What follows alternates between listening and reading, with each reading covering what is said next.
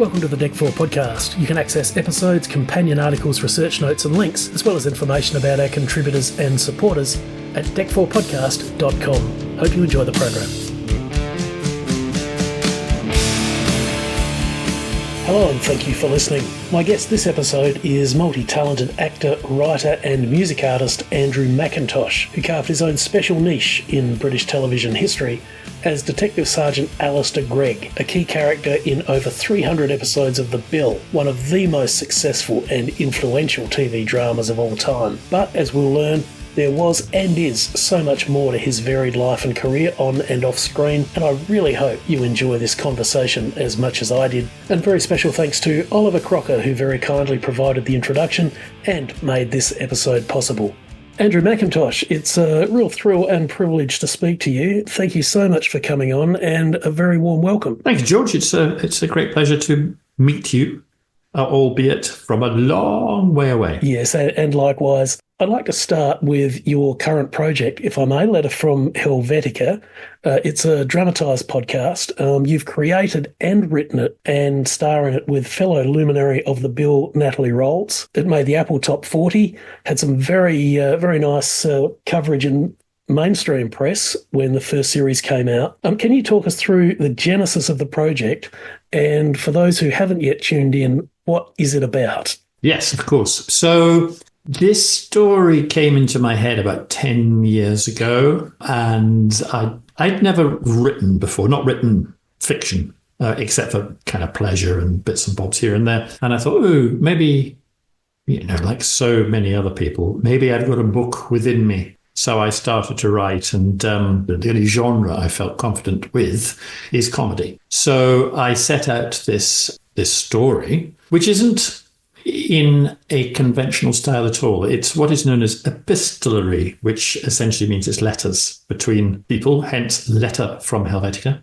Except because it's in the modern era, it's actually emails between people. And all I had to begin with was the name Helvetica and the notion that it sounded to me like it should be the name of a village in Cornwall in England, because you've got so many towns beginning with hell. I can't even think of one now, but there are many towns beginning with Hel in Cornwall. And I was thought, Helvetica must be in Cornwall. So I decided that I was going to make up a fictitious village in Cornwall called Helvetica. And from that, the seed began to germinate. And the story is about a retired lieutenant colonel, Scottish lieutenant colonel called John Stotter, who owns a rambling old house in this fictitious village of Helvetica in Cornwall. And he is in correspondence with his niece, Abigail Wesley. And they have a very good relationship. They've got a very jokey relationship together. And indeed, her relationship with her uncle is rather better than it is with her own father. And she is a very clever botanist who is sent by the company for whom she works to the archipelago of Vanuatu in the South Pacific. And her task is to research carver root, amongst other things. Carver root has allegedly, potentially, the ability to be medicinal in various different ways. But she's also tasked with researching some other possible botanic species for health-giving purposes as well. So far, so very dry. But the comedy, which is a kind of gentle comedy, comes out of looking at village life and the people who inhabit villages from two opposite poles of the world, and turns on its head the assumptions we might make sometimes about things that are, in inverted commas, civilized, and things that are, in inverted commas, primitive. And that which we might assume primitive can sometimes be a lot more civilized than the other way around. One thing that really does actually shine through is this real affection for the people, culture and history of Vanuatu. Is there a personal connection? In a word, no. I've never been, shamefully, although, one day I would very much like to go. My knowledge of the place came from a meeting with a chap called Peter Walker, who is co-director of a small theatre group in Vanuatu called One Small Bag. But he was at university, I think, or school with my first wife. And many, many, many years ago, when his children were still little, they visited their folks back in the UK, because that's where they're from, and brought their children in an English summer, and their poor children were freezing cold, being used to the tropical climes or the Pacific climes of Vanuatu. And I was very, very fascinated by the life that they led there. And it just stuck with me. I think both as an actor and as a writer, you squirrel stuff away unwittingly. And then years later, some tiny little tidbit of information will resurface and you'll go, ooh, right, I remember that. I'll use that. So then when I started to research Vanuatu and understand about the place and understand its history and what an absolutely extraordinary place it is, yes, a genuine affection grew. As I say, one day I would dearly like to go. It's a jolly long way. But yeah, it's on the bucket list for sure. It's a great listen, and it's a very relaxing listen as well. I think there's something in the voicing and the voices and the pacing. You know, Natalie Rolls, who is your co-star, I mean, her voice is quite hypnotic, isn't it? In the passages that she does as Abby. I was just wondering about some influences on your writing. And when I first heard Letter from Helvetica, I'd actually just come off listening to some audio rumpoles with Timothy West, but the original John Mortimer scripts. I thought, and, please correct me if I'm wrong, I felt that there was maybe a little bit of John Mortimer influence in the style and the writing. So if not John Mortimer, is there anyone that you have admired and drawn upon for some inspiration? If it is John Mortimer, then it's subconscious. And when I was at drama school, we did a production of A Voyage Round My Father. Ah, right. So there is maybe it's kind of embedded there. And I remember reading his autobiography, the name of which escapes me at the moment, which is a joy to read. But really, when I was writing it and subsequently thinking about it being an audio piece, the things that were in my head as examples were Garrison Keillor's Lake Wobegon Days, which is a lovely book that was turned into a radio series. Again, very gentle humour, quirky people. And also there's a wonderful and still ongoing comedy series on Radio 4 in the UK called Ed Reardon's Week, which is about a failed writer, really, a writer who scratches. And he's a pretty awful man, but he's very, very funny. And the writing is wonderful and the performances are wonderful. And I highly recommend both to anyone to have a listen to them. One of the great things I think also about Letter from Helvetica, as we said, it's such a relaxing listen, but just as you're sort of lulled into this sort of just generally very pleasant state of relaxation listening to it, you'll be hit by a comic line, and there are just some really wonderful moments in that, and a couple that struck me. One was Abby's account of the long haul flight. Yeah, very early on in the series, and the effect it had on her children, and Natalie Rolls' interpretation of that was just lovely. One thing that did make me laugh was John Stotter's misunderstanding of LOL, where he thought it was lots of love at how this made a bereavement condolence message go horribly wrong. There's so many of these great moments. And also, as we get to the end of series 2, the post-Beltane parish council meeting with all the characters was just absolutely wonderful. And it really demonstrated your gift for voices as well, I think. And has that been something that you'd been able to use on radio or in advertising beyond your television work? Yes. Well, firstly, you're very kind, and thank you for those kind words. Yes, I used to do voiceovers, and my shtick was always funny voices or accents. I've always had that as a sort of a party piece, I suppose. I can do accents, I can do funny voices. There was a period of my life when I did a lot of voice work for a digital children's radio station. I think it was BBC Radio 7, I think. And I used to read stories, and that was using lots of funny voices. I also had the privilege of voicing Debbie Cleore's series of children's books, Pure Dead Magic. It's sort of Harry Potter-esque, but much funnier, but much less dark. And I did all of the voices for the BBC, and then subsequently I narrated it for the audiobook, which I was delighted to be the narrator, but I was very frustrated at the same time because I still wanted to do all the funny voices, but they actually hired other actors to do that. She's a wonderful writer, part Italian, part Scottish. She's also a delightful person. So we've had 2 series of Letter from Helvetica. Now, there's a little bit of information on the website, letterfromhelvetica.com. Now, at this stage, we have some Christmas specials in progress. We do. I'm working on the edit at the moment, and I have to slightly tweak the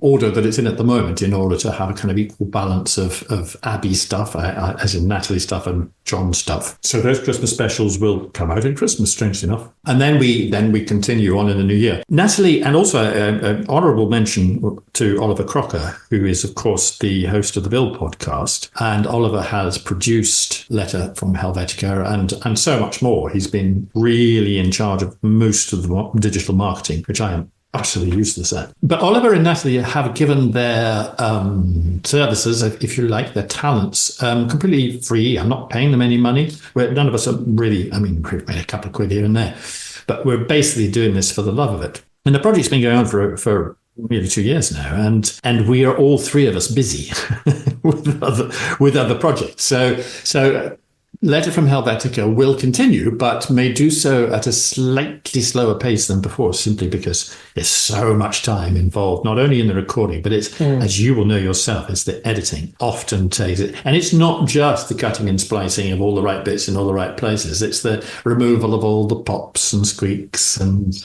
cleaning up the audio. It just takes so long. In terms of its production, just has this really, as I said, it's something about the pacing and the discipline of that just makes it such a comfortable listen. Natalie has got this naturally very soothing tone. It's slightly husky. When I listen to Natalie, she's like sort of Valium for the soul. Or hot bath or something.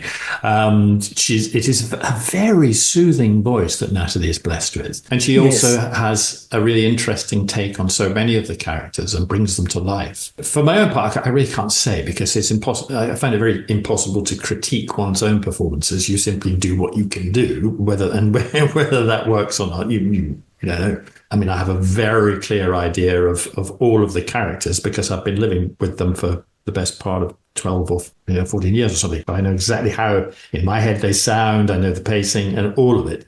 Yes. But as with any creative process, I don't think you can create for anyone other than yourself. You can only, like the jokes, the comedy moments that are in there are comedy moments that I find funny, and you hope that other people will find them funny too.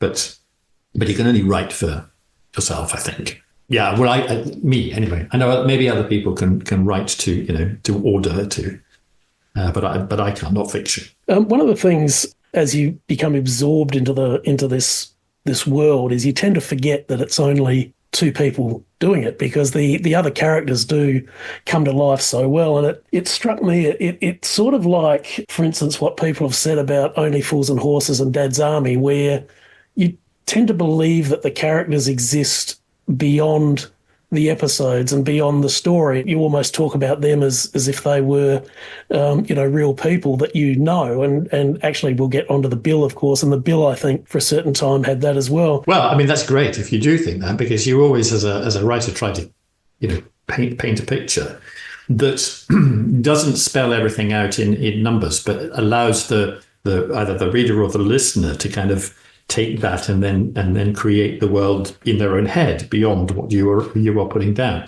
So it's great if it does create that notion of there being an existence beyond what's on the page or what's coming through the audio ether. I was always acutely aware, and still am, about writing about a people who I don't know, as in the people who are in Vanuatu. Okay, it's fiction. Okay, it's all from my imagination. But this is a whole culture that I am sort of, I would say, appropriating in order to write this story. And although I think it is important to avoid cultural appropriation when one is simply being using it entirely for one's own benefit, I'm hoping two things. One is that it increases, in a small way, people's understanding of Vanuatu and what an extraordinary place it is. Because certainly in the UK, I think our knowledge of the South Pacific is this is a generalization, but our knowledge of the South Pacific is limited. We may have we've heard of Hawaii, we've heard of Tonga because of the rugby and Fiji, but Vanuatu, probably not so much on people's radar. So there's that, but also to write with great affection for these people, for this culture, of which I actually, really know very little apart from research. So part of me thinks it's a bit of a bloody liberty writing about something that you know so little. But nonetheless, I hope that it is done with suitable affection and also respect, because most of the time, the fools or the people who tend out to be not really so clever are not the people of Vanuatu. By and large, the people who inhabit the fictitious village of Burbango and the island of Burbango are the ones who are really nice and have found a way of life that many of us could aspire to. Do you have any ambitions for the series or the characters in any other medium? Yes, I do. I'd like to have it published at some point. And indeed, that was my first aim. However, it is very long. It's about 120,000 words, which is very long for a first novel, which 10 years ago, it was a first novel. And also because it's in this strange format. It's not something that an agent or a publisher is going to go, aha, we can make money out of that. Because at the end of the day, the world of fiction publishing is all about profit, but like everything else. So the book that I'm working on now is much more mainstream, much more easy to say, oh, yeah, we get that genre. It's much more straightforward. Yes, that's sellable. I would like to have Helvetica published at some point, but that's probably going to be a really long project, and will probably, if it ever happens, it will happen upon achieving some sort of success as a writer in a different genre. Congratulations on Letter from Helvetica. It really is, as we've said, it's just such a great comfort listen. Got a very dedicated group of fans, and it's really had a great response, hasn't it? You must be very pleased with the response it's had. Yeah, it has. And the support, indeed, from people like yourself, for which we're extremely grateful. Well, no, it's real pleasure to be part of it. Now, Letter from Helvetica, as you mentioned, Andrew, has been is produced by Oliver Crocker, and it can be streamed free on SoundCloud or wherever you get your podcasts. There's lots of great background also on the official website, letterfromhelvetica.com, and you can become a part of the Helvetica family by supporting the production, and there are details of how you can do that on the website as well. Okay, so if we can go backwards, can you tell us a little bit about your transatlantic origins and how your professional journey in music and acting began? Gosh, yes. So I was born in the town of Reading in Pennsylvania in 1960. My father was a physicist. And he emigrated to the United States. He's from Nottingham originally. He emigrated to the United States as part of what was called the brain drain of the 50s and 60s, when America was looking for British scientists. And he worked for the Bell Labs there and Westinghouse. I'm not sure that even exists anymore. But then in 63, when Kennedy was assassinated, my parents, I think, began to feel a little unnerved about living in a country where such a thing might be possible, which now, all these years on, may seem a little naive. But it was a very shocking event, of course, and they were big Kennedy fans. And also, I think my mother was beginning to hanker after England again. So, as always, these things take time. In 1965, we came back from America, my older sister and I, and my mum and dad, and initially moved to Watford. My father had a job with an electronics company called Elliott Automation, which does not exist anymore, and was then posted to Glenrothes in Fife in Scotland, where there was this burgeoning electronics industry and became known not as Silicon Valley, but as Silicon Glen. and still is known as Silicon Glen, those parts. And my sister bought an old house that needed complete refurbishment in a little fishing village called Anstruther in Fife. And they did that house up. It's massive. It had 26 rooms in it on an L-shaped house. It was 3 cottages and a fish warehouse built in 1670, I think it was built. And yeah, it's a great place to grow up, right by the sea on the old harbour. And we had the countryside just up the road. Fantastic place to grow up. Went to school there. And I am a product of the Scottish education system in the 1970s when it was at its very best. I mean, there were elements of it which weren't so good. I mean, they still used to hit people with a leather tawse, a belt, and not so good. But other than that, the commitment of teachers, the sort of extracurricular activities that were available to students was unlike anything that we've become used to today. So when I was 7, there was an opportunity for kids to take up an instrument. I should say also that as part of the curriculum, we were all taught from the age of 5 to read music in the same way that we were taught mathematics and English. We were taught to read music, so and playing the recorder at the same time. So by the time I was 7, I was fairly adept at reading music. And then there was an opportunity to learn a further woodwind instrument, and I elected to learn the clarinet, which I continued to play right through to higher, which is the Scottish equivalent of A-level. And along the way, so the clarinet was my classical instrument, but like many young people in the 70s, I really wanted to be a rock star, of course. So took up guitar as well. My father could play the guitar to an extent, but my father couldn't ever get to grips with chord structures that included the 6th string, the lowest string. So he just took it off, and he played the guitar with 5 strings. It's just very eccentric. But he taught me the basics. It's like a few chords, and then I kind of went on myself because I was really into playing guitar.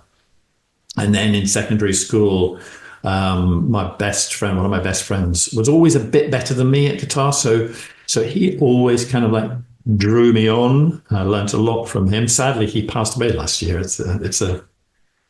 get to the age of 64 and people begin to drop. I don't like it. It's not good. But yeah, he was, and in fact, the theme tune, this guy was called Johnny Power, and the theme tune that is used in Letter from Helvetica was written by Johnny. So I shamelessly stole that. No, I didn't. I asked him.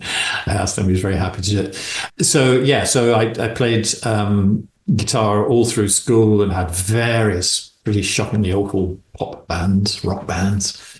And I also played piano a bit and a bit of drums. And I was always a sort of like wanted to be a multi-instrumentalist. And then I went to university first, then I went to drama school. Yeah. Always kept music in the background in various productions. There'd usually be music involved. And then after drama school, my first job was with Vienna's English Theatre on a schools tour, and that involved music and all the rest of it. And then I worked at the Liverpool Everyman for a fair while, and all of that was very musical, usually actor musicians. So my career was just taking a very kind of musical stroke theatre bent. And I started to work as a musical director as well, usually in kind of not with kind of orchestras and so forth, but with actor musician shows, a bit more kind of funky than Andrew Lloyd Webber type stuff. That was never my bag. And then I got to a point where I was thinking, actually, music's beginning to the balance is more towards music and less towards acting. So I was musical director for a show down in Plymouth. And I'd made this decision, right, I'm not going to do any more music now. I'm going to concentrate I'm going to really push the acting. And while I was in Plymouth, I heard from a friend of a friend that the Bill were looking to cast a 26-year-old Scottish clarinet player, which was very fortuitous because I was, at the time, 26-year-old, and I am a Scottish clarinet player. So I phoned them up. I didn't have an agent at that time. I phoned them up and said, I am what you're looking for. And they kind of went, really? Because I think they found it really hard to find someone who fitted that particular framework. So they said, yeah, you better come in. And I did. And you audition and everything. And initially, the part was penciled to do 2 episodes. That was going to be it. And Alistair Greig was in the Metropolitan Police Band. So my first ever episode was playing the clarinet as a sort of cheeky DS, practicing his clarinet in the office like you would. I always thought it was a bit contrived. Yes. But, what did I care? Here I was, a young actor getting a break on TV. And in actual fact, the clarinet was dropped fairly quickly, thankfully, because really, I think the Met Police Band, certainly at that time, was not made up of serving officers. It was made up of retirees and support staff. So they kind of went, okay, that doesn't really work. So, but yeah, after a couple of weeks, I think they thought the character had some potential, had some legs.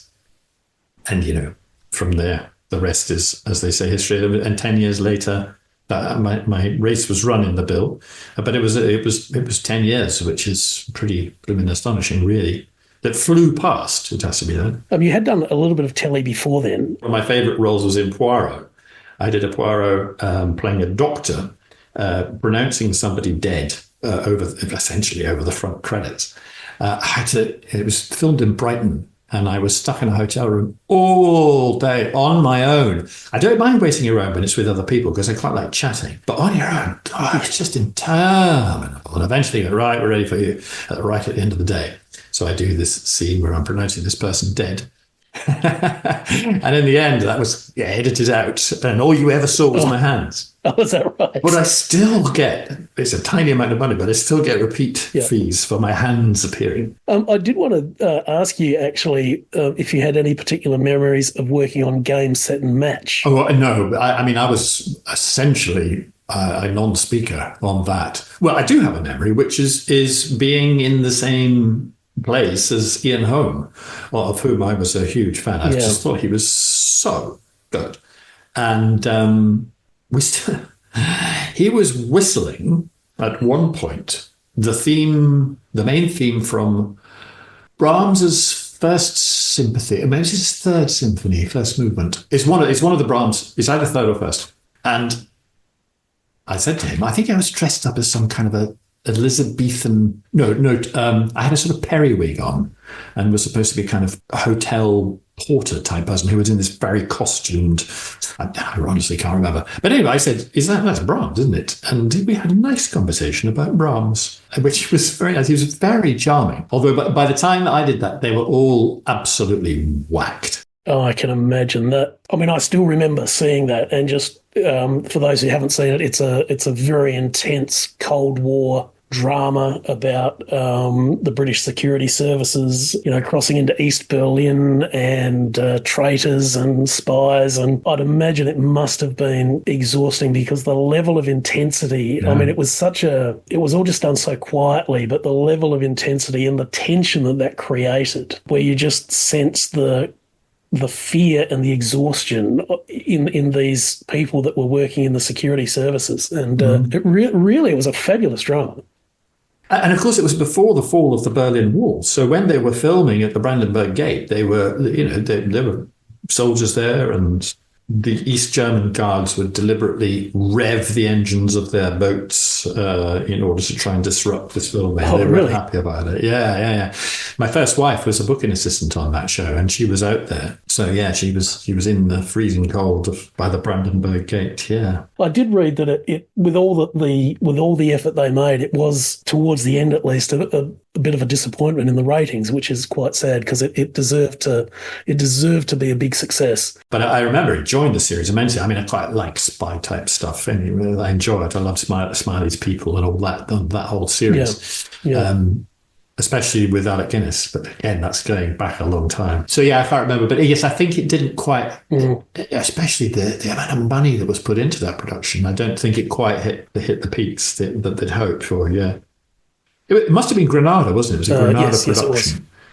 And of course, Granada were absolutely the doyens of British drama in that period. And they did Brideshead Revisited. I think they did Jewel in the Crown. I think I'm right in saying they were all Granada yes, that's productions. Right. So yeah, they were leading the way. Oh, it was an incredible era in television. Getting back to the was. bill, this incredible serendipity that you are, this, I can't clarify. They'd scraped the bottom of the barrel. Scottish police officer.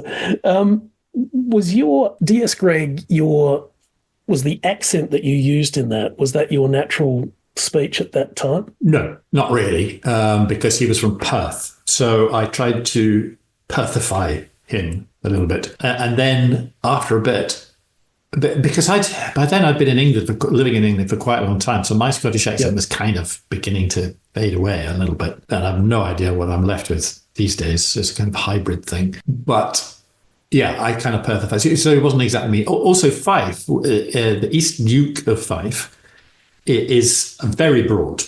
There's a dialect. So you couldn't really, no one south of Jedburgh would understand a word. My father from Nottingham lived in that village for best part of 16 years, and I don't think he understood a word the natives said at any point. Yeah, bless him. I'd just like to ask you a little bit about received pronunciation and these moves now for authenticity in casting. And I wonder if that's actually becoming a bit of are there sensitivities around that now? And I just wonder, looking at an example, say from the 90s, Our Friends in the North, do you think if they were casting that now, they would actually cast Mark Strong and Daniel Craig in leading roles, with them having to learn the Geordie dialect? Or would there be some sensitivities in casting Northern or Geordie actors for that role? Yeah, I think there is definitely a move to cast people who are from the place that they are playing, without a doubt. And I think that's by and large a good thing, although there is a converse argument that says we are actors, therefore we, by definition, play parts, we play other people. But with regional accents, there are some actors who can pick up a regional accent and reproduce it fantastically. And you can listen, you can go, actually, I'm convinced they are from that place. Less so now, but there were times when you would have, and it used to drive me absolutely bonkers, I have to say, when you would listen to an actor playing a Scottish part, and they clearly weren't Scottish and couldn't do the Scottish accent. It just always rang to the point where you just kind of couldn't even concentrate anymore because the accent was so terrible. And I'm sure other people from other parts would think exactly the same thing of their own regions. So I think this heading for, using people who are from that particular locale, that makes perfect sense, particularly for TV where it's kind of harder to hide. So I don't know. You also have to balance that against, if you've got a big name, then your big name is going to get your ratings, is going to get your audiences. So you make a compromise on that. It's none of it is easy. None of it's is easy to strike the right balance. But I certainly think that this move towards diversity within casting is very welcome. For instance, Bridgerton, which I'm not a massive fan of, but I kind of enjoy it for what it is. But the fact that it just plays fast and loose with time, with culture, they can just do what they want. I think that's great. That's great. And I applaud that. And I think also more and more we're seeing so-called historical drama where they're not giving a hoot about being absolutely true to history. They're very happy to cast in a diverse way in order to basically get the right people for the right parts, which actually... there's a slight drawback, I suppose, to being an old white man, as I am, because we're not the days of the old white man are sort of fading away now. It's probably quite a good thing, because the old white men have not done a very good job when you look at the past millennia. Yes. Now, getting back to the bill, and when we were talking earlier about Helvetica and some of these other shows where the characters sort of tend to transcend their own world, and I think your era of the bill is another classic example of this. I was thinking about Kevin Lloyd and just the impact that his passing had. I mean, I remember the press coverage here was huge. And of course, we didn't have IMDb then, we didn't have social media. So to us, this group of actors in the bill had emerged fully formed from nowhere into this incredible ensemble. And I think Kevin Lloyd was certainly one of the people that were, or one of the actors that really, I think people just really warmed to, because he was so likable. And I wonder if you could maybe just tell us, perhaps your experience working with Kevin Lloyd and what he brought as an actor to the ensemble. He was an absolute natural, Kevin. I should mention he played Tosh Lines. I didn't mention that before, I should have, but yes. He did, yeah. He had a cheeky way about him. And Kevin was a kind man. I shared a dressing room with Kevin. He was also the most untidy man I have ever met. But he was a special guy. He could take a dull line and make it interesting, which is quite a skill. And he had a good sense of humour, and he had a real rapport with the audiences. It was very hard to not like Kev. Yeah, and I can't. My memory cannot divorce his alcoholism and his passing. I can't sort of separate those two things anymore. Because during, all 10 years, well, until he passed, so it would be slightly less than 10 years, maybe about 8, I suppose, of my time on the bill was spent in close proximity with him.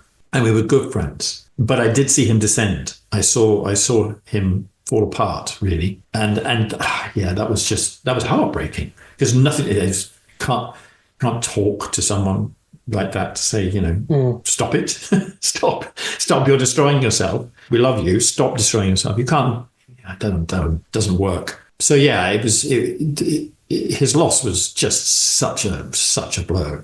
It wasn't surprising, but it was a massive blow. Yeah, to lose a friend like that. And but as an actor, absolute natural, and just had a. Some people have got it and some people don't, but he had a rapport. He had stage presence. For a little chunky fella, he had stage presence. Yes, yeah. He was, and it sort of came back to the balance of characters that kind of made it a really believable workplace. Yeah. And just referring to the interview that you gave on the Bill podcast with Oliver, and you were talking about the episode with Bronagh Gallagher. Mm-hmm. And your character, D.S. Greig, was relieving DI. And you mentioned that the head of CID really needed a big personality like Burnside, whereas D.S. Greig was perhaps a little quieter and worked in a very different way. But one thing that struck me in that episode was the rapport between Greig and Burnside. Both very, very different, but when you managed to turn Bronagh Gallagher's character as your informant, there was this genuine admiration from Burnside for what you had achieved, that he had thought, well, no, you're sort of wasting your time there. So it was an interesting dynamic that Greig was able to be his own, sort of had the strength of the character not to be drawn into this more, I guess, flamboyant way of policing, with Ted Roach or Burnside, but kept his own more reserved style, which was equally effective but different. We think the Akram brothers did it. We know Ramiz Patel handles. And Nicola Purdy says there's gear in his shop. She what? She says there's gear there, electrical, and I believe her. Ted, give the court a ring, see if they can squeeze you in. Well, no, what about Madam's party? Stuff Madam's party. She's got a promotion. Go on. I'm gobsmacked, Alistair. What did you promise her? A free pardon and a 20 grand reward? Jane? She doesn't want to lose her boyfriend. She thinks this is it. What? Whatever. Is he? I think someone who thinks she's special. Well, what chance has a slag like that got of finding anybody who thinks she's special? Yes, none whatsoever. But we all have to dream, don't we? And I think that's testament to the writers and to the script editing department that they were able to have this multifaceted approach and also keep all those balls of a plate spinning, because so many characters, so many different dynamics between them. It would have been easier for the relationship between Burnside and Greig to just be the same old thing, where essentially they're constantly locking horns with their different approaches. But the fact that, yes, you could have an episode where Burnside turns around and actually gives some kind of grudging praise, is better because that's multifaceted. That's what life is more like than just it being linear and always the same thing happening. I mean, as actors, you get your script and you play the part, but we were fortunate. I mean, I would say this, wouldn't I? But I think it was a bit of a golden era of the Bill, where the writing was awfully good. And you sometimes you would read your script when it came through the door, and you just go, this is great. There's so much to get your teeth into here. So yeah, it was. I mean, when you think back on it, how lucky we were to essentially be part of repertory theatre on TV. You know, the policy was not to bring in stars. The policy was to use actors who had, had stagecraft, that had come from some kind of a background, that knew their art, were a little bit experienced in what they were doing, rather than just saying, well, you were in such and such, we'll have you. And that kept that dynamic strong. And you had to be a team player, because there were times when, you'd have 2 lines in an episode, and therefore your role was to support the person who at that point was starring in that episode. There was no point getting grumpy about it. You absolutely had to play, be the team player. And it was good. And you get a lot of people working in one place, and that usually means that there will be some friction, but it was very, very rare for people not to just get on very well with each other. It was a very happy place. That has been a theme that has gone through a lot of the interviews on the Bill podcast, and also how nice and welcoming the main cast were to guest artists as well, that they were made to feel very welcome. Yeah. Absolutely. Yeah, you couldn't do without your guests. I mean, they made the show.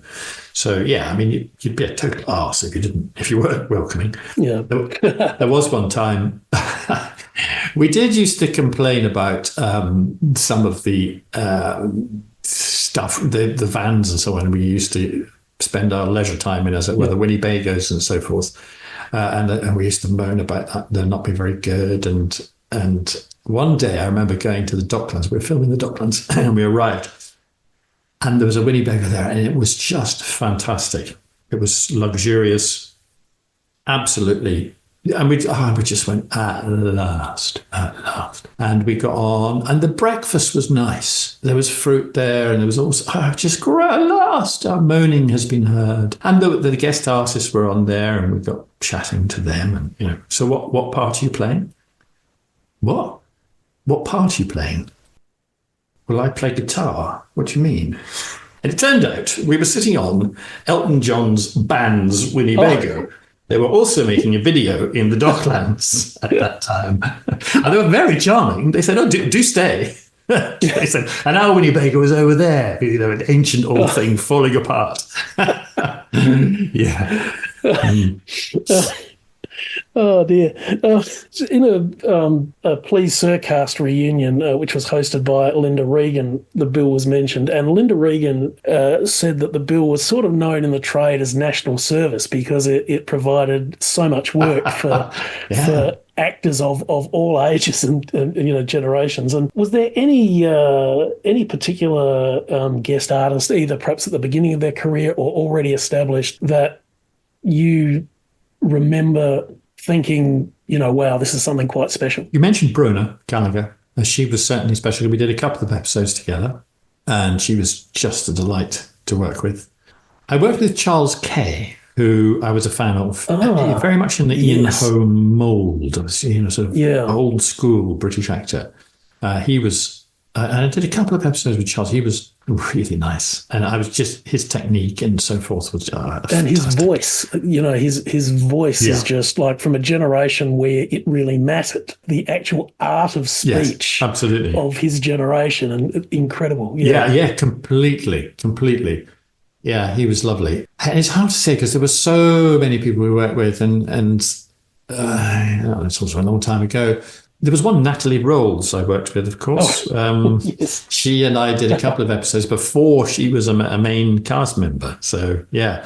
So Natalie and I did those 2 episodes where she was a guest in both of them. And I had remembered Natalie. I had remembered weird details, like what her dad did for a living and where she came from and stuff. And then when we met again at one of the Bill reunion things at the Cinema Museum. And Natalie and I reacquainted after God knows how many decades. Yeah, it was, I reminded her that I knew this stuff, and she didn't run away. She didn't think I was stalking her. Yeah, it was really, really quite, yeah, I do. I mean, I remembered working with Natalie. I remembered well. Because we laughed a lot. We had a similar sense of humour. Still do. Nothing lasts forever, of course, and there was this incredible decade of the bill, and, you know, you said you were lucky to be in it. We were very lucky to have that to watch and enjoy. By the end of the decade, I guess by the end of the 90s, there were some changes, new producers, you know, changing format. Your character has kind of eased out, I suppose. I'm just interested, having been in,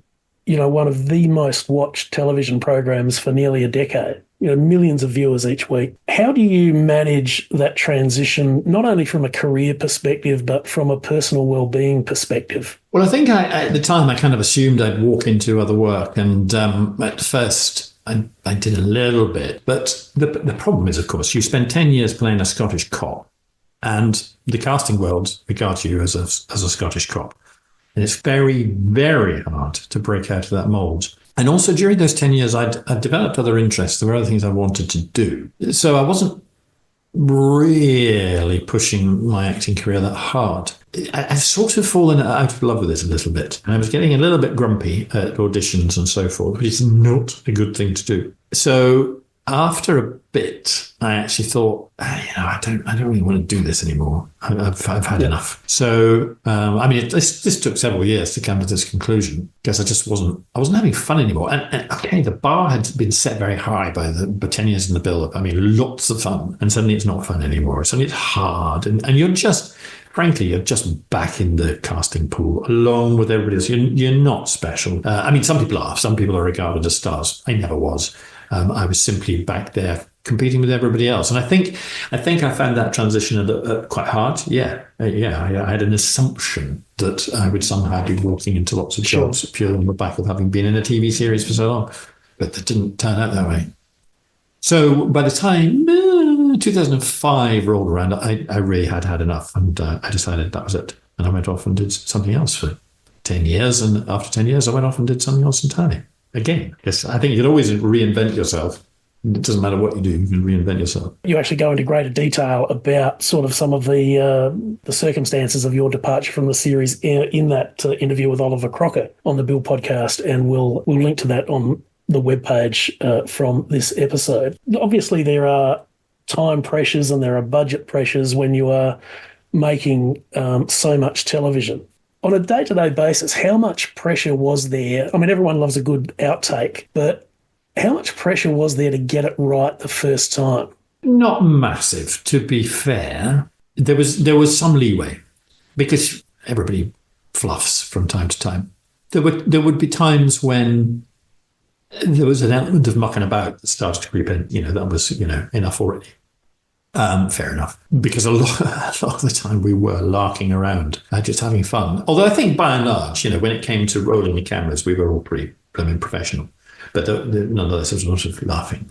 So there was leeway and of course we were on videotape, which was a lot cheaper than film. So you just re-record over it. So it made a big difference. Whereas if you're on film, and of course the film stock costs money. So, there's a lot more pressure to get it right first time. But no, I think it was pretty relaxed, I have to say. There was nobody leaping on us or telling us off. In David Barry's memoir, Please Sir, The Official History, he talks about their director, Mark Stewart, at London Weekend, and he was, tyrannical. If they made a mistake, there would be temper tantrums, and you sort of just wonder how you'd just be in this constant state of fear, and you just wonder how you would get your best work in that environment. Yeah, I never encountered anything like that. Never. I mean, if somebody really hadn't done their homework and had just been lazy and hadn't learnt their lines, it by and large wouldn't be the director. It would be your fellow cast members who'd be on your back, because it was boring having to wait for this other person to, basically get them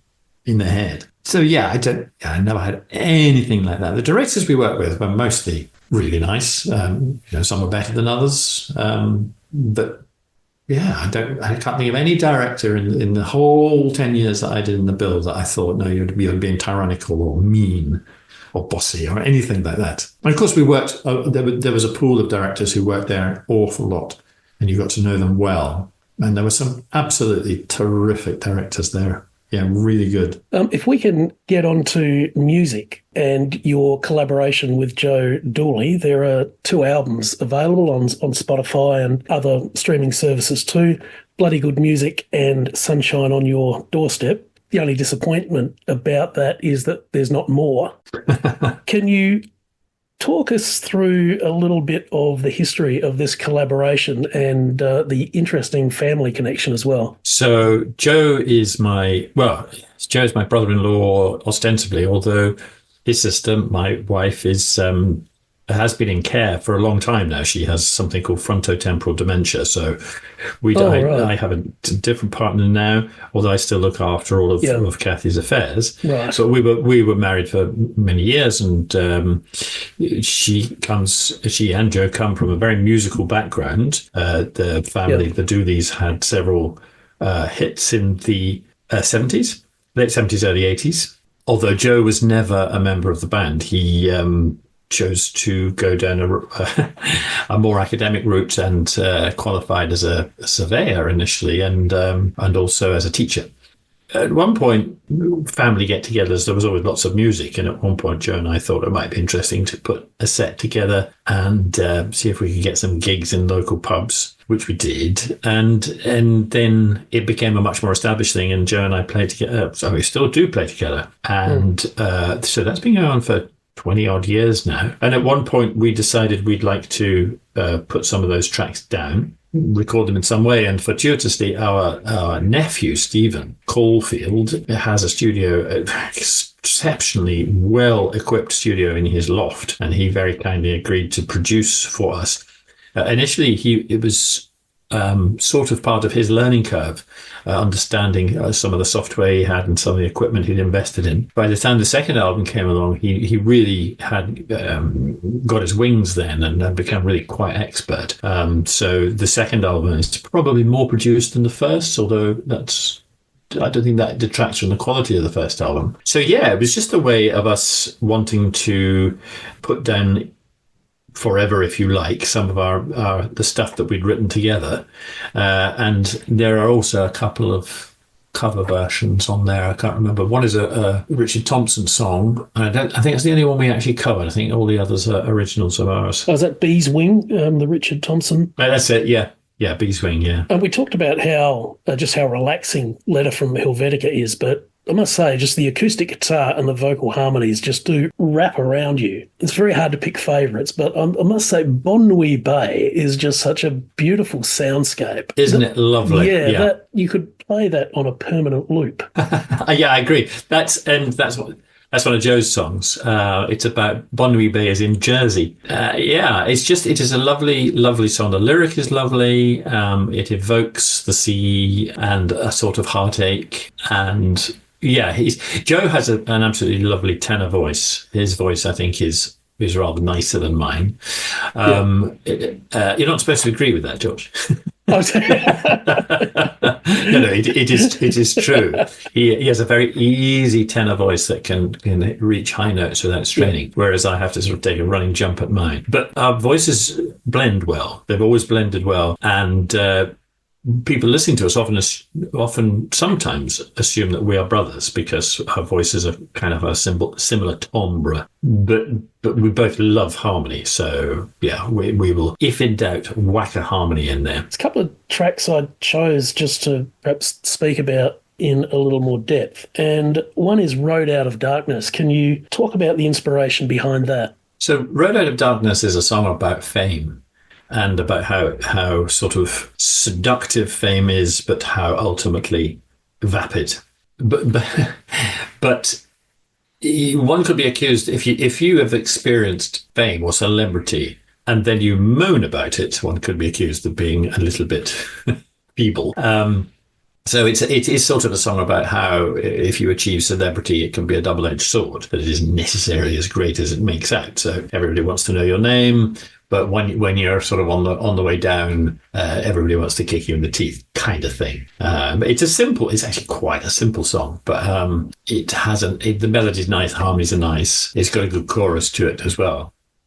So yeah, it's a bit of a it's a bit of a kicking against celebrity, I suppose. And the other one I wanted to ask you about was Caravan, which I really liked. And it struck me that it was sort of a bit of a timeless allegorical protest song, but there's something else going on there that I couldn't quite nail, but it's a wonderful song. So can you perhaps talk a little bit about that one as well? It's interesting what you say, because yes, that kind of is spot on, but it's actually about Liverpool, where I lived when I was early on in my acting career, and about how Liverpool as a town has always bucked against being told what to do, bucked against the excesses of right-wing government, and has a kind of faded glory. I mean, because when I was in Liverpool in the 80s, it really was a fading city. There was very little support going on, and it was really struggling, and it had a terrible reputation. Unearned, I have to say, largely because I had a great time when I worked there and lived there. Yeah. And then, of course, the investment began to come into the docks and so forth, and it's now a very vibrant place. Fabulous city. I think the point is it was always a fabulous city, but it was struggling with no kind of governmental support at that time. Yeah.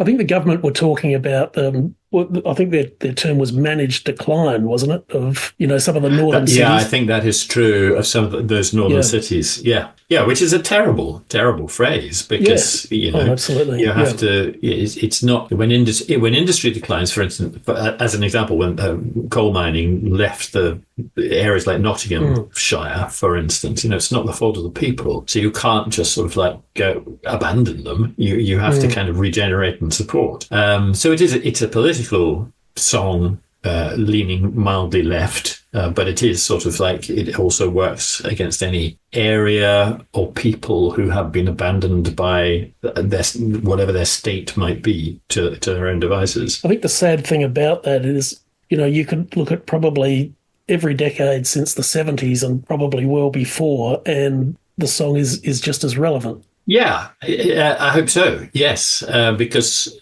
the more that we change, the less we seem to stand exactly still. I mean, in this country, in the UK now, we're at the dawn of a new government, and the jury is out. We wait and see what will happen, whether things will improve, because we've been through a pretty bad time, and politically we've been led by clowns who really didn't seem to have any interest in the people, much more interested in themselves. So there is a change in that respect. Whether it will enable the UK to become more prosperous and more productive, we don't know yet. But I think it's sort of ironic in the current political climate that it should be the United Kingdom that's taken a step to the left, whereas much of the rest of Europe is lurching to the right. When you were in the Bill, and I guess coming out of the 80s, where, there had been the miners' strike and all of these upheavals, and the reputation of the police was not great in certain areas, particularly in some of the northern cities and the mining towns and villages where there'd been these, huge clashes. How did that sit at the time with you in terms of actually playing a police officer in the Bill with the prevailing circumstances? Now, I know you came in sort of after that, but was the wider social situation something you were conscious of? Yes, but sort of schizophrenically, because you're, of course, playing a role, and you play that role, the character will be whatever the character is. I certainly think that some political issues were addressed by certain storylines, but I don't think we as actors didn't have a huge amount of sway in terms of, I want my character to be left-leaning, right-leaning, or whatever. But that being said, the actual cast of the Bill were predominantly left-leaning and pretty bolshy at times. And a lot of people, including myself, were involved in Arts for Labour and would get involved with various political campaigns and so forth, which I found really interesting and quite a privilege, because it gave you access to, you would turn up as the pet celebrity at rallies or conferences or whatever. So I had the enormous privilege of meeting Neil and Glenys Kinnock. I met Gordon Brown, and weirdly, going back to Joe and me playing, we recently played at the 80th birthday party of John Edmonds, the retired leader of the GMB union, and in attendance was Neil Kinnock. Oh. So. Yes, yeah. This had come through. John. John lives fairly locally, and my first wife is involved in local Labour politics. So had asked if we'd go and play at John's 80th birthday, which was an absolute delight. It was just such fun. You expect 80-year-old birthday parties to be full of people with Zimmer friends, but this was a lively crowd, I tell you. And it was great to see Neil Kinnock there, sort of coming full circle. So yeah, getting back, there was a lot of quite active political involvement among cast members. But I think that is true as a generalisation. I think that is true of the arts, that people involved in the arts by and large tend to be left-leaning, and that is in part because left-leaning politics tends to be more supportive of the arts, whereas right-leaning politics tends to regard it as a frippery. That kind of answers my next question as well, which was going to be, is this still an active collaboration? Are you still working and making music? Very much so, yeah. I actually saw Joe this morning, and we are... so one of the really nice things, so Joe spent most of his professional life as a maths teacher, but also as a guitar teacher, as a kind of sideline. And as a result... he has an army, a veritable army of young people who are very good at playing various different musical instruments, upon whom we call whenever we want to put a full band together. And we have a sort of phalanx of extremely good, talented young guitarists. We have a regular bass guitarist who's an ex-student of Joe's, who's just come on from being kind of like finding his way to be really awfully good on the bass guitar. And we've got drummers, and we often ask Jerry, another one of the Dooley family, to come and play with us. He's a drummer. So we're very fortunate that we can call on this army of musicians to come and accompany us. And we have a couple of gigs potentially coming up. And we also are involved in this wonderful music space called Ace Space in Newbury in Berkshire, which is run by an actor called Adam Kotz, who is such a lovely character, a very, very nice man and a really good actor. And it's essentially a space that can put on musical concerts. It also has this fantastic open mic night every month, which is very inclusive and great fun. And yeah, there's a possibility we may support one of the actual proper acts there in the near future. Either, with some kind of lineup that we decide is pertinent to put together. But yeah, it's very much an ongoing thing. I think Joe's older than I am, but he's still in incredible shape. I mean, he hikes, he runs, he bikes, he climbs mountains. So, we'll just keep doing it, I think, until we drop, basically. And are you still writing songs? Yes. I haven't written one for a little while, but yes, whenever the urge comes over me, absolutely. But the urge to make music, I don't think ever goes away. And basically, my current partner is German, and I've been madly learning the language. And I, in the spring of this year, joined the Deutsche Chor of London, the German choir of London, which is a very good choir, and it's amateur, but the standard's very high, and you have to audition for it, and you have to have a certain standard and be able to read music fairly well. And that's been an absolute delight, not only because of the people who are in the choir, but also singing music that I haven't done since really school days, singing classical music, often in German, sometimes in English. And again, that's the sort of opportunity that I think if that's presented to one should grasp with both hands. We're going to be singing at St Paul's Cathedral in November. Oh, really? Wow. Yeah, it's just great opportunity. So that's really been kind of like tickling my creative urges in a big way. Yes, of course. So how do you approach songwriting? You mentioned when in the context of Helvetica, where you essentially, to a degree, write for yourself and write things that you would enjoy or find funny. Yeah. And is that the approach that you take to songwriting as well? By and large, yes. I mean, you can only, either because you have some kind of emotional high or low that might engender a song. There is one song that's on the second album called Perfect Skin. Joe was bemoaning the fact that we didn't have many fast songs. And I said, I find it quite hard to write fast songs. And eventually I said, right, okay, well, I'll write one. I'm just going to throw every cliche in there that I can think of. Huh.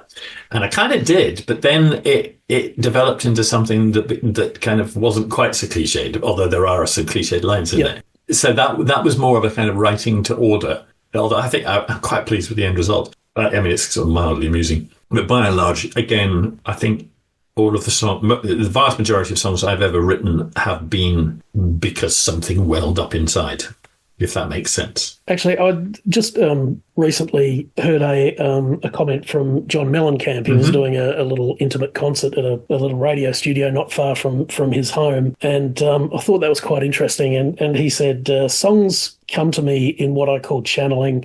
I don't sit down and think I'm going to write a song about this, so I just get out of the way and let the songs come to me. Sometimes they come so fast I can't even write them down. When I was younger, I tried to direct traffic, but as I got older, I found it was best just to get out of the way. And I'm wondering, does that sort of resonate for you, or is yours more a conscious thing? Yeah. I think that's a fantastic way of putting it. Getting out of the way. Yeah. I like that a lot. And sometimes it's quite hard to get out of the way. And I also think that sometimes the way to do it is to try really hard, consciously, and just to put down crap and then leave it. And the subconscious seems to just do the work in the background. So you come back to it and it begins to take its own shape then. And maybe that's sort of like getting out of the way. I rarely have those moments where it all comes in, flows like that. I don't, it occasionally happens when you're madly writing, but mostly with me, I have to put in almost painful effort in order to turn the tap on. Yeah, for me, it's a labor. So when I write prose, it is at first a chore. And I think, like most people who write, you'll do anything to put off that labor. So you have to either say, right, this is the time, this is the clock. When the clock strikes, I start. Or you do the dusting and the hoovering and clear out that cupboard that you've been meaning to do for years first. And then you have no excuse anymore. You have to get on with it. But I do. It is always, and it's weird because I love writing, but I don't love starting to write because it's hard. But then it gets better. It's almost like you have to warm up. When you were starting out, when you're at university and forming bands and playing guitar and having great fun, no doubt, who were you listening to at the time and who did you want to be? That's a good question. So, funny enough, I was at choir practice yesterday and I was talking to another choir member who's a lot younger than I am about musical influences, and I was saying about the first time I heard Springsteen's Born to Run album. It must have been about 1976 when I heard it, maybe 75, and the world changed for me then. It was just like the poetry and the sense of Americana and the muscularity of it was just, something else I'd never come across. And I had pretty sophisticated, I like to think, pretty sophisticated taste. I like prog rock. I was well into prog. I loved Genesis. I loved Queen. I loved clever music. I loved complex music and complex lyrics. 10cc's great sheet music album and also their original soundtrack, which is works of genius. Yeah, I loved that kind of thing. So, and I always like to listen to clever lyrics. And all of those artists I've mentioned have been able to come up with really clever lyrics, and I try and emulate them to a degree. I mean, in a very amateurish way, emulate them to a degree. But going further back to sort of when I was a child, I got very much into T-Rex. Thought that looking back on it now, I think they hit upon a kind of fundamental rhythm that a way of expressing rock and roll that was unique to them. And also Bolan's style was so different and so very glam. Yes, so yeah. And it's interesting how you I think it's true that you clung to your favourites. And one of my best friends at the time was heavily into Bowie. And I never really got Bowie until much later in life. I went, oh, yeah, okay, I get that. So I think that's sort of like my musical influences. So fairly eclectic. I mean, I was fortunate that I was exposed to classical music a lot at the same time, and jazz as well. So, and I was always interested in guitarists because that was my sort of main instrument. There's a jazz guitarist called Pat Metheny, who is one of the very best, has a massive amount of output. I mean, he just writes and writes. And to my astonishment, I discovered he's 77, which really came as a surprise because he looks about 45. And he's been around that long. So, yeah, he's an exceptional jazz guitarist. And, yeah, I've been listening to him since I was pretty young. So, yeah, broad tastes. I wasn't into pop as such, kind of like bubblegum pop. If it was too easy, it wasn't really my thing. But there are exceptions. I love soul as well. So yeah, really, really broad taste. But I suppose Springsteen, Genesis, Queen. They were the ones that really exploded in my head. Do they still have the same significance for you now, or have you perhaps moved on or changed? Well, it's I think with the advent of the streaming services now, all of the music of all of the world is available to you. So I am a lot more interested in world music than I used to be, from wherever it might be. If it hits some kind of a button, pushes some kind of a button when I'm listening. So sometimes I'll just let Spotify choose stuff for me, or Deezer, or whatever the streaming platform is that I happen to use. But yes, on my general mix, all of those old bands still lurk in there. I mean, and I saw Springsteen last year in Milan with my partner, which was my birthday present from her, which was pretty special. Yeah.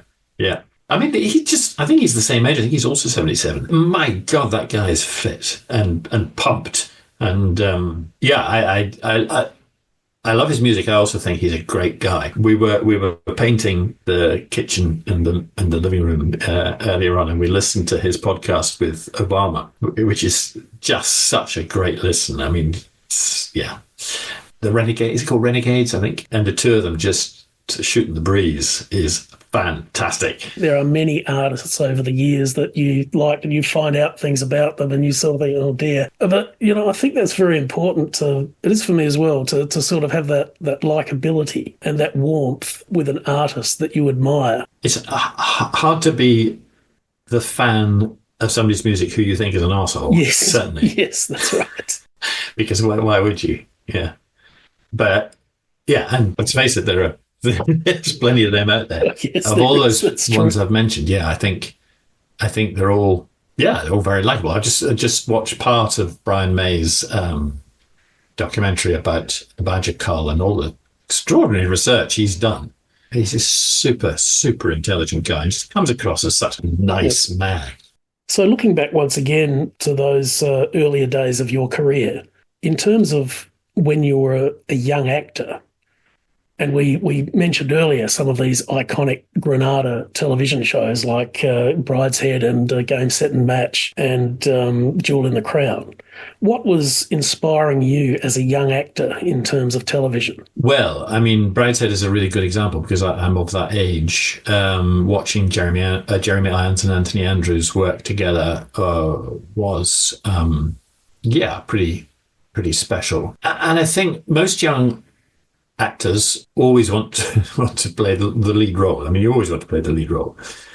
So that's how you picture yourself, as being the star. As time goes by, you realize you have to be part of the gang and accept that you're not always going to get the lead role. But I was also interested quite early on, very seduced by political theatre.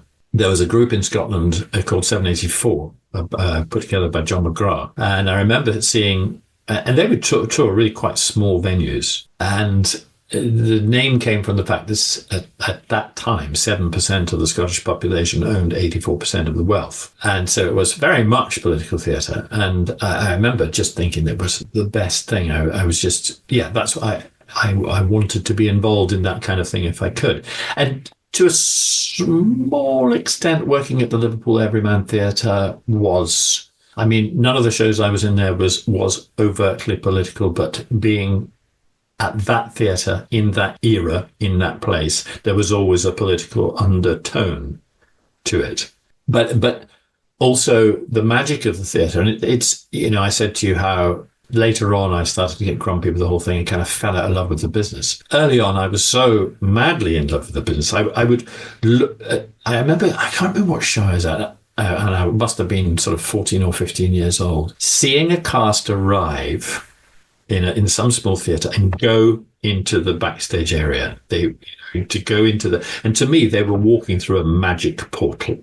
This was the only place I wanted to be. I wanted to be able to walk through that portal as well. And I still remember, much later on, working in theatres and remembering that thought as I walked through that magic portal and remembering what a privilege it was to do what I did, even though, you might be on your third matinee of the week and you're tired and hungover or whatever, but that's the magic portal. And I'm sad that I lost that sensation, but then I didn't. It is sad that I lost that sensation, and also it's kind of too late to ever get that back again. I mean, I've been out of the business too long to really ever realistically expect someone to give me another job. So I'll never experience that again. But I have that. I have the memory of the sensation. One of the actors that you mentioned, Charles Kay, one of the guests on the bill, and we just mentioned very briefly just the art of speech and voice. And I was wondering if that is even still a thing now, and does it actually matter? I don't think it is so much. Certainly when I went to drama school, voice coaching was extremely important to that particular drama school. And it produced actors with voices that could carry to the back of a theatre, because the training was much more theatre than TV, to the extent that when I did my Coronation Street one episode, I had been doing a lot of theatre, and when it came time to rehearse my lines, I clearly was projecting much too much, because the very kindly and older, experienced director came up to me and he said, "Love, have you been doing an awful lot of theatre lately?" And I went, "Yes, sir, yes, sir." And he went, "Well, the microphone is just there." He said, "You don't have to project," which was very kind of him, rather than going, "Why are you shouting, you fool?" But yes, I do think that we have lost something of the art of voice. There is a current trend in voiceovers, for commercial voiceovers, with falling inflections, which drives me absolutely insane. It's where everything ends on the same note. So every sentence you begin always ends on the there, and it's usually a minor key, and it's very popular in adverts. And when I was at drama school, there was a director called Adrian Rendell who was watching me in rehearsal at one point. He was a large man, and he said, I don't understand. You're boring, but I don't understand why." And he went, "Oh, yes," he says, "I know why. You've got falling inflections. It's the easiest thing in the world to cure. Just don't do it."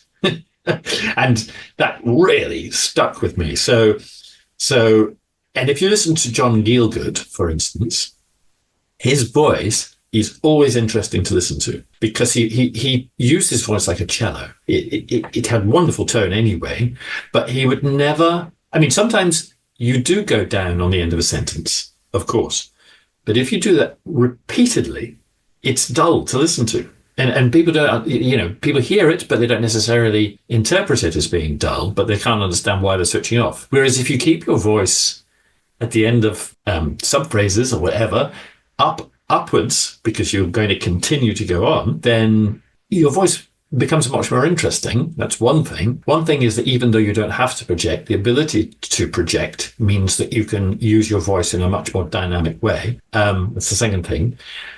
And I think, and this is opening myself up to accusations of being an old fart, which I really don't mind. I think that the teaching of iambic pentameter has fallen by the wayside. So we were taught to understand why Shakespeare wrote in iambic pentameter for most of the time, how it helps you as an actor to move from one thought to another. And I'm not sure it's taught very much, or indeed that Shakespeare is any longer regarded as the holy grail of drama. I may be wrong. This is just my perception of what I see in young actors. And this is not to denigrate some of the fantastic young actors there are out there who have got huge amounts of craft, but I think the emphases on voice, Shakespeare, being classically trained, the ability to fill a theatre with your voice and with your presence as part of your training was better in my day. At risk of both of us sounding like a pair of old farts, what are you watching now? What's your opinion on some of the current comedies and dramas and some of the output? Well, I think there is so much. I mean, there is so much so that that's good in a way, because there's always some quality, some cream that rises to the top. We're watching the second series of Sherwood at the moment, which is just great. Just great. I mean, the first series was very good. I think this is even better. We're watching Chaos, which is Netflix with, but actually both of those feature Stephen Delane, who has just become such a fine actor. I mean, he was always good. I actually worked with Stephen in a couple of shows in Chester back in sometime around about the Napoleonic Wars. And he was always good, but he's just over the years become so watchable and so strong. And it's interesting that he's in both of those.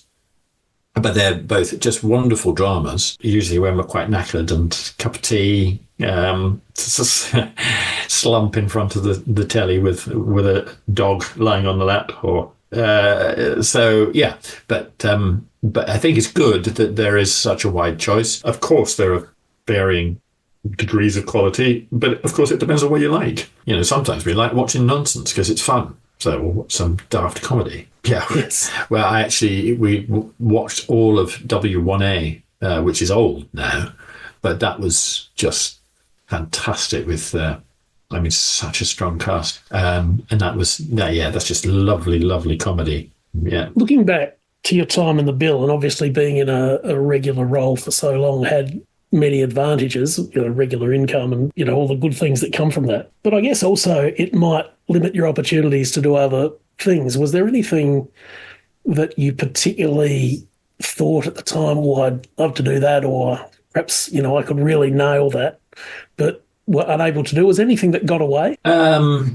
My career, I would say, as a whole, I think it's fair to say.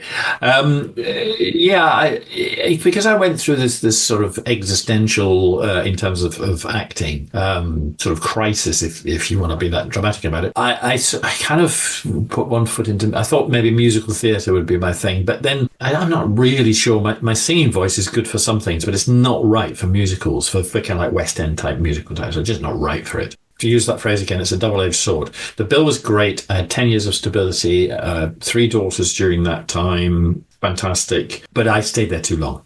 In terms of a career, looking back on it, should not have stayed that long. I should have got out. I should have, hung around, done all the auditions, tried to get into the RSC or whatever, to the National, whatever, go down that route, change the direction, become a much more sort of established theatre actor. I would have been happy to work in any rep after the Bill, and I had the auditions and so forth, but nothing came of it. So there were a couple of little bits here and there, but nothing to write home about. I think maybe I was at fault for not having a really strong direction of where I should be going. I was kind of like just looking here and looking there, and never focusing on one thing. Although actually, as an actor, you have to try and be all things to all people. When they say, "Do you roller skate?" you of course say yes, even though you can't, because you'll then go off and learn to get the job. So to answer your question, no, there wasn't anything specific that I feel like, I definitely, that's me. I must be Iago, whatever. I would have kind of taken anything, but it was a struggle. Post-Bill, it was a struggle to work. And I think that is true of a lot of people who go into long-running TV series. There are those who do carry on, go into other things. Wonderful. But when you look at the cast list of any long-running series, I think it's probably fair to say that perhaps more than 60% simply sink into obscurity, because it's a marketplace. At the end of the day, you're a commodity, you're a product to be plucked off the shelf or not. And if you're not, today's thing, then that's that's the way the cookie crumbles, and you have to accept it. We've learnt from some of Oliver Crocker's work that, many careers of some very eminent actors, including Ian Cullen and Frank Williams, have sort of been held back and almost sabotaged by, to be polite, the willful negligence of their agents. In your fellow Bill Legend's memoir, Larry Dan, he talks about, missing money and having to chase missing money. And I'm wondering if you can perhaps put into perspective the relationship between the actor and agent. Yeah. And how that can be navigated to make sure that you as the actor are having your best interests represented. I think I was fortunate in as much as I had two agents during my career, both of whom I trusted implicitly. I had I never had to chase money. And I was represented well, I would say. I think my first agent, I decided to leave because they were getting more and more and more people on their books, and I felt I was getting a little bit lost. So I made that conscious decision, not because they were doing anything bad, it's just I thought it was a good tactical move. And I went and joined Jessica Carney Associates, and I'd known Jessica since both university and drama school days. And she was a friend. And Jessica worked her socks off for me at that time. I can't in any way, I can't criticize either of the agents I ever had. They worked hard for me. It's not their fault that, I didn't get any jobs or any meaningful jobs out of that. I've got no kind of like, it was all their fault or even that they have any partial blame. I wouldn't ever say that. So how important is the agent in terms of securing work? Because when you look at people that carry a series virtually on their own or as the main character, and you quite often look, they're doing a great job, but there's probably 25 other people that could do it just as well. How important are the relationships between the agents and the production houses? If there's criticism to be levied, I would levy it more, but in a gentle way, at the world of casting directors rather than agents. Right. I think there is a tendency, and it's an understandable tendency, for casting directors to keep on using the same people they know will do a good job. Because, they are hired by producers and directors to come up with talent to fill particular roles. If a casting director knows that a particular actor is going to do a job well, then of course they're going to put them up for it. That actor, and then it becomes a kind of self-fulfilling thing, because that actor's reputation increases. They become better known, and then they become, going back to commodity, they become a kind of surefire hit. That series has got so-and-so in it. Oh, that's bound to be good. And that's why people watch a lot of the series, because of whoever the actor is who's in there. And that's absolutely fine. But I sometimes got a little bit frustrated with casting directors who didn't cast their net continuously, because that's also their job, is to find new talent. It's the casting directors who go to theatres, go to drama schools. Of course, the agents go there as well, because they're trying to find new people to represent. But if the casting directors are continually using the same people, then we, the audience, continually see the new people rather than seeing new talent. And it's a balance, because, of course, we want to see the cream of our acting talent. Of course we do, because they're very watchable and they're very wonderful. But we also want to see casting that's a bit unusual and, blimey, I've never seen that person before, but aren't they good? And I do think that's more down to casting directors, the casting directing fraternity. That being said, I will add the caveat that I can only speak from my own experience, which is now getting a bit creakily old. I really am not in touch. I'm not sure how that world functions today. Do you still have any sort of plans, or do you still have just a little part of you, if you maybe see something sort of compelling or see someone playing a part, you sort of think, oh, I could have a crack at that? Yeah, all the time. I could do that. I'd be so much better. Yeah, of course, including parts that are completely wrong for me, like a child. Yeah, of course. Yeah. I think every actor does that. But I suppose, actually, it's since I did Letter from Helvetica, the acting, albeit only using voice, did awaken something in me again. And I thought, oh, do you know what? This might be fun. But we're getting back to what we were saying about being an old white man. And, it's I've been out of the business too long for it to be realistic for somebody to make a commercial punt on me. Unless somebody decides, oh, wouldn't it be interesting to cast that bloke from the Bill. But the fact is, there's an awful lot of old Bill members in the marketplace that they may well cast us, It's there's a bit of me that wouldn't mind getting back in to the business, but fully aware that the likelihood of that is so slim as to be vanishingly slim. That being said, I've got a podcast that I can continue to kind of like slightly self-indulgent, where I continue acting in inverted commas, albeit it's all my own work. Do you think there is sufficient effort made to create vehicles for mature actors and a mature audience? I think, from what I understand, the push towards diversity in casting and in writing and in production is serious and successful to an extent, and that diversity includes older people. So there is a sense that writing needs to be done, and casting needs to be done, and production needs to be done for people, whatever background they might have, whatever age they are, and so forth. And that sometimes, and as we touched on in the last chat, that sometimes that casting can be blind to the actual character. So you can have somebody from a different ostensibly what would appear to be a different background playing a particular character. And that's great, because that inclusivity means that there's more opportunity for more actors from more different backgrounds and more different ages. And we're in a world where the depiction of kind of fluid gender is much more prevalent, and it's becoming mainstream and so forth. So yeah, that's great, all of that. And I think I don't think I'm jokily, I hope, bemoaning my particular slot, the pigeonhole that I'm in. But that being said, there are still plenty of parts for old white men out there. It used to be the case that if you were a white man, you would have such an advantage in terms of casting over any other person of whatever, then.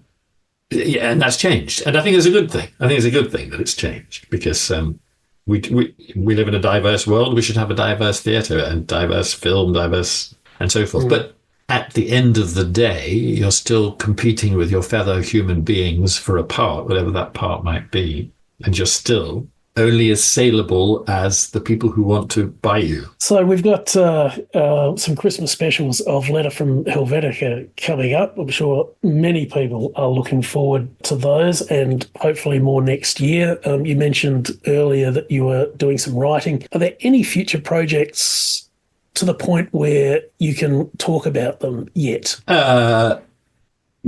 I don't think so. I mean, the novel that I'm writing now, I do hope to get that done by the end of the year, and then the whole process of trying to get it published. So I think that's most of my concentration is on that, other than the Christmas specials. But no, I haven't got. I mean, at some point I may write a return to Helvetica or something like that. I may do, but I haven't got any other major projects. I think the thing that. Where I am now, I mean, I have a small business, which is what keeps body and soul together, and I'm very fortunate in that, so I can make some choices. But the path as a writer, I think that my focus is much more on writing now than anything else. I've discovered that I can actually, in my opinion, I can actually do it. I can write, and I want to push that and continue doing it. Because, the amount of time it takes from putting pen to paper to having it published and out there is so long. And if I'm going to have any degree of success as a published author, which is my goal, I'll have to bloody well get a move on, because I turned 64 earlier on this month. So yeah, I've got to crack on. Although at least writing doesn't involve, wielding a pickaxe or anything. I can just sit on my backside and do it. But look, I don't know. I think we're really reassessing age. Now we've got Mick Jagger bouncing around the stage like a teenager at age 80. And we've seen, AC/DC have been touring, and one that I've discovered recently, Toya Wilcox and her husband, Robert Fripp, are doing some fantastic shows, and she introduces him as 77 years of solid sex. So I think we're when you look at, Debbie Harry and John Fogerty from Creedence Clearwater Revival is touring. He's 70s. Al Jardine from the Beach Boys is 82. You know, they're touring, and one of the great things about YouTube, of course, is we can see all these audience recordings. And so I think we really we have to be reassessing age on that basis, don't we? Yeah. We do. I agree. And also, I like Clint Eastwood's thing about, you know, he refuses to face age. He just ignores it. It's a thing that it's not to be fought against. It's just to be ignored. And I like that. And I think as one gets a little bit more advanced, I mean, obviously, you know, medical science means we stand a lot better chance of having a good old age, but it's so important to stay fit.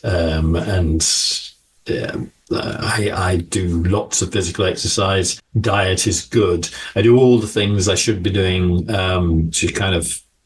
to not only keep physically fit, but also keep mentally fit as well.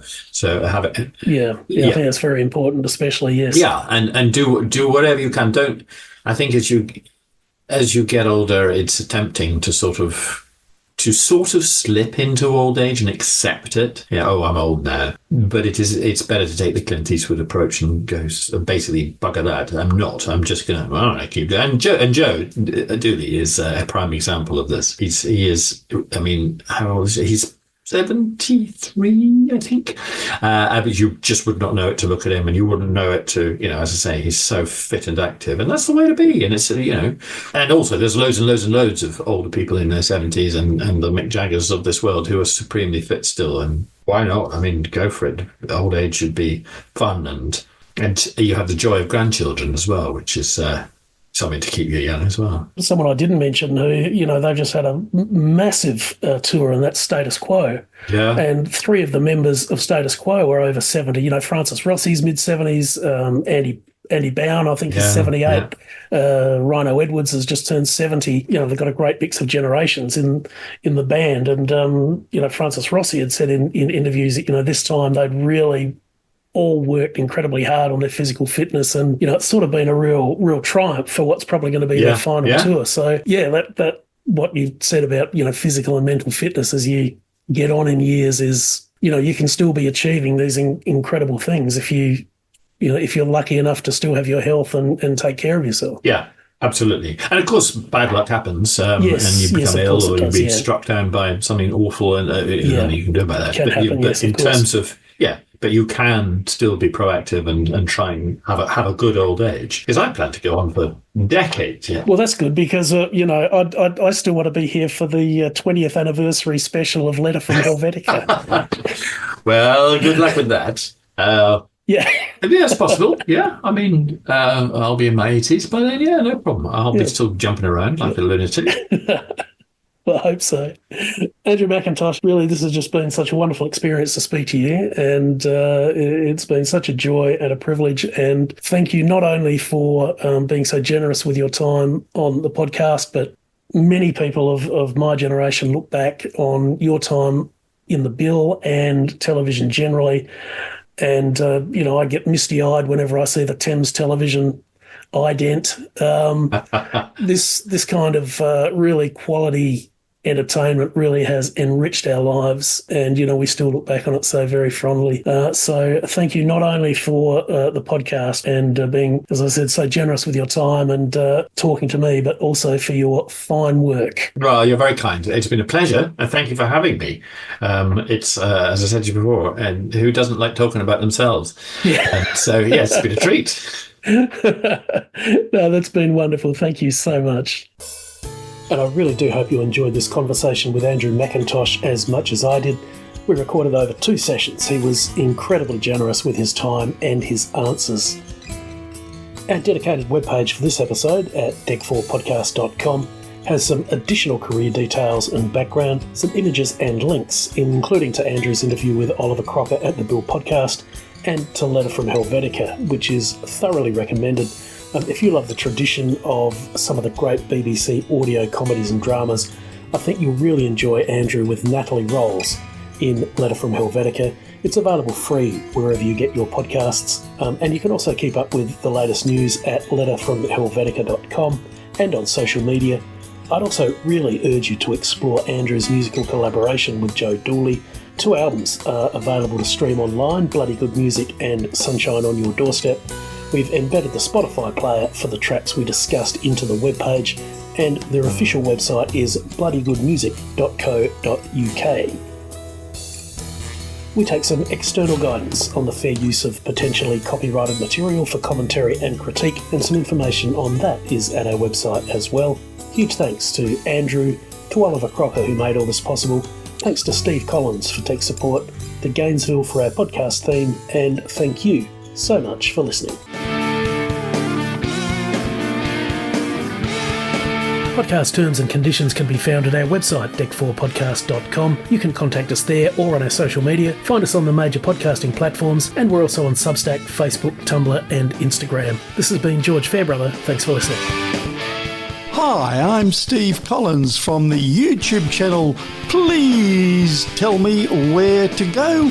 We have great travel videos and other stuff as well, so go to YouTube. Please tell me where to go. The 2 is the numeral 2, and enjoy a whole bunch of videos.